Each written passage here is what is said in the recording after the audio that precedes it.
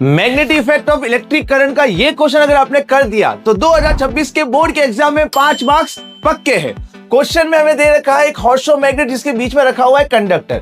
इस तरह से हॉर्सो मैग्नेट है, उसके बीच में रखा हुआ है कंडक्टर। अब क्वेश्चन बोल रहा है कि जैसे ही इस कंडक्टर में से हमने करंट पास की तो ये जो कंडक्टर है वो लेफ्ट डायरेक्शन में डिस्प्लेस हुआ है। जो कंडक्टर है वो लेफ्ट डायरेक्शन में क्या हुआ है, डिस्प्लेस हुआ है। अब पूछा गया इस डिस्प्लेसमेंट में क्या चेंज आएगा अगर हम करंट को क्या कर दे, बढ़ा दे। अगर करंट की स्ट्रेंथ अगर बढ़ेगी तो ये जो कंडक्टर इसमें जो फोर्स लगेगा उसकी स्ट्रेंथ भी बढ़ेगी, तो ये और ज्यादा लेफ्ट डायरेक्शन में डिस्प्लेस होने वाला है। नेक्स्ट क्वेश्चन है, हमें मैग्नेट को किसी स्ट्रॉन्गर मैग्नेट से रिप्लेस करना है। स्ट्रॉन्गर मैग्नेट का मैग्नेटिक फील्ड स्ट्रॉन्ग होगा तो इस कंडक्टर के ऊपर जो फोर्स लगेगा वो भी इंक्रीज हो जाएगा, तो ये और ज्यादा लेफ्ट डायरेक्शन में क्या हो जाएगा, डिस्प्लेस हो जाएगा।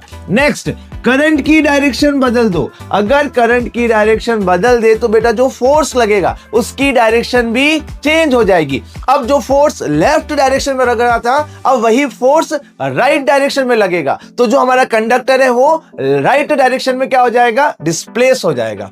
नेक्स्ट, हमें नेम और वो रूल बताना है जिसकी वजह से हम फोर्स की डायरेक्शन पता करें। इसके लिए हमारे पास होता है फ्लेमिंग्स लेफ्ट हैंड रूल। उसका स्टेटमेंट क्या होता है, कमेंट बॉक्स में बताओ।